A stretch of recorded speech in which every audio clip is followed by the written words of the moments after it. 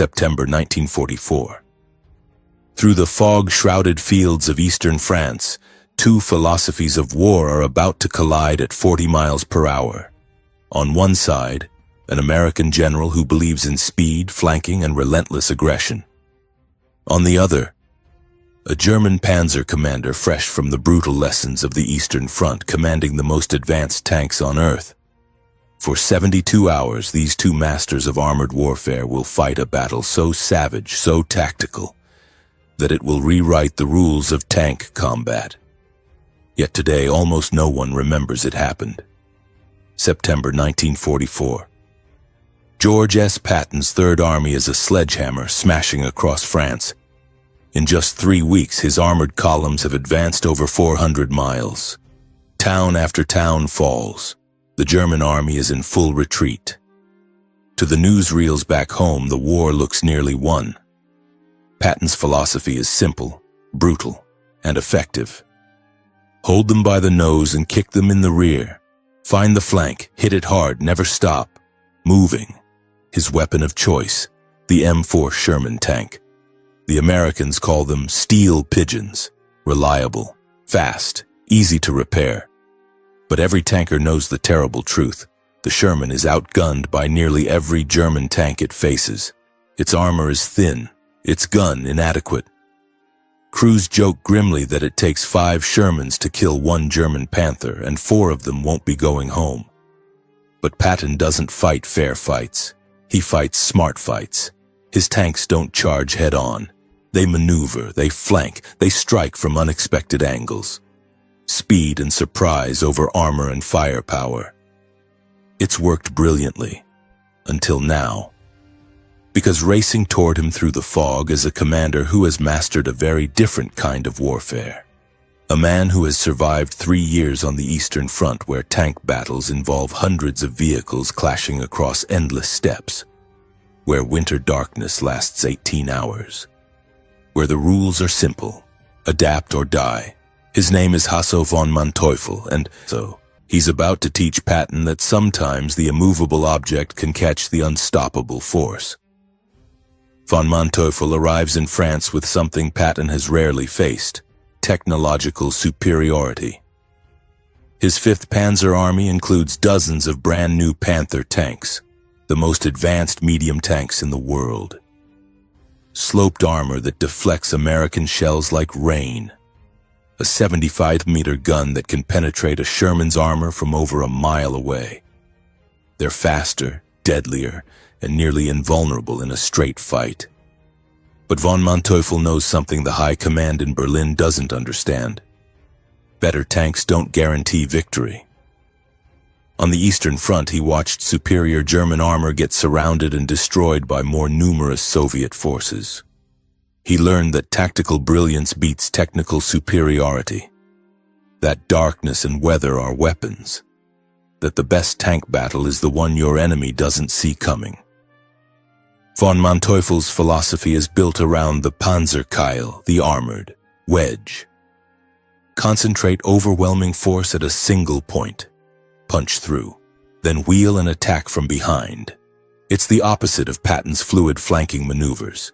It's a sledgehammer, not a rapier. But von Manteuffel adds his own refinement, the night attack. While most commanders avoid night operations with armor, too chaotic, too dangerous, von Manteuffel has perfected them against the Soviets. His crews train in total darkness. They learn to navigate by compass and instinct. They master the art of appearing where the enemy least expects them, when visibility is measured in feet, not miles. As September wears on, von Manteuffel studies Patton's patterns. The American advances in broad daylight, depending on air superiority and speed. His supply lines stretch thin, his flanks occasionally exposed. Von Manteuffel sees the opening, and he begins to set his trap. September 28th. Dawn breaks over the rolling farmland near Aracourt, but you wouldn't know it.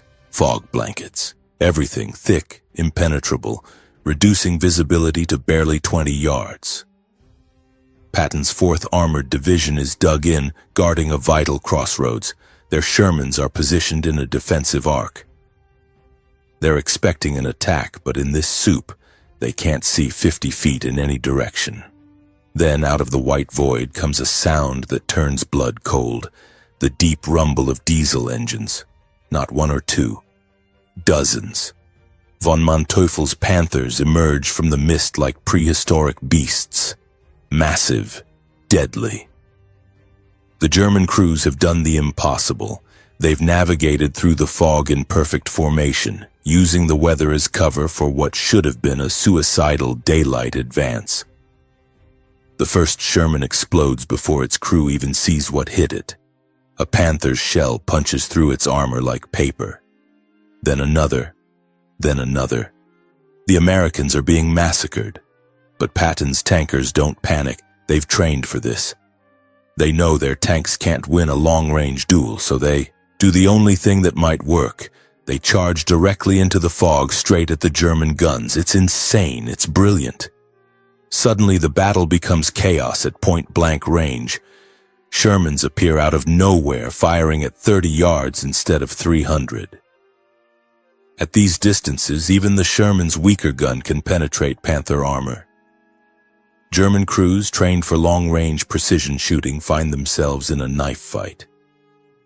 Von Manteuffel's technological advantage evaporates in the mist. Tanks collide. Crews abandon burning vehicles and sprint through the fog. Radio discipline collapses into screaming and confusion. For 6 hours, the battle rages in near-zero visibility, a grinding, brutal melee where survival depends on instinct and luck as much as skill.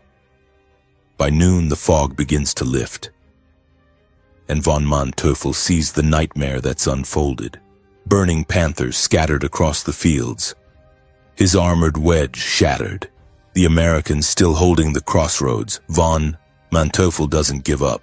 He can't. The High Command demands results. Over the next 3 days, he throws everything at the American positions.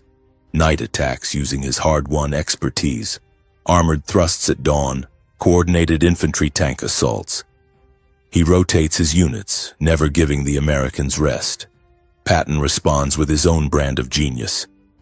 He brings up tank destroyers, lightly armored but mounting powerful guns. He repositions his Shermans constantly, never where von Manteuffel expects them. He uses the terrain brilliantly, placing his tanks in hull-down positions where only their turrets are visible. Most importantly, Patton does what von Manteuffel cannot. He calls in air support. Every time the weather clears, American fighter bombers savage the German armor. Panthers that survived the ground battle burn under rockets and bombs. The two commanders are locked in a chess match played with steel and fire. Von Manteuffel adapts constantly, switching tactics, probing for weakness. But Patton adapts faster. Every German move is countered, every breakthrough sealed. On October 1st, von Manteuffel makes his final gamble. A massive night assault with everything he has left.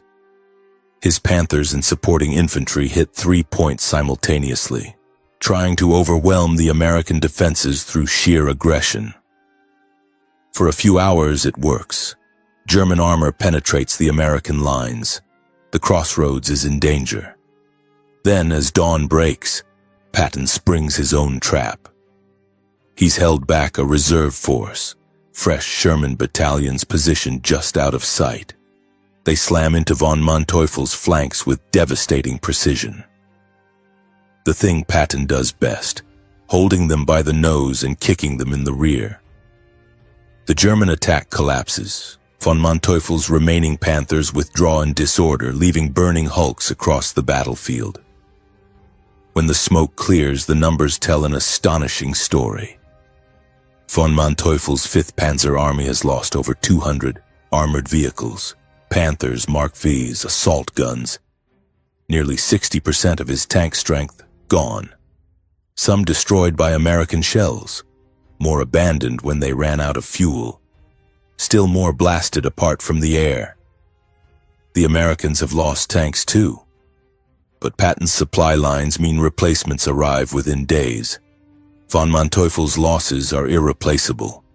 It remains one of the greatest American tank victories of the war, a triumph of tactics over technology, of adaptability over firepower, of a commander who understood that the best weapon isn't always the biggest gun. Sometimes it's knowing when to charge into the fog. Yet history largely forgot the Battle of Aracourt. It was overshadowed 2 months later by the drama of the Battle of the Bulge, where these same commanders would face each other again. But the lessons learned here echoed through both armies. Von Manteuffel would refine his tactics, becoming even more dangerous. Patton would carry the confidence of this victory into the brutal winter fighting ahead. Two philosophies of armored warfare had collided in the mist, and for 72 hours the fields of France had witnessed what happens when genius meets genius, and neither is willing to yield. The fog eventually lifted, but the memory of that thunder through the mist, tank against tank, skill against skill, will against will, remains one of the most remarkable duels in the history of armored combat.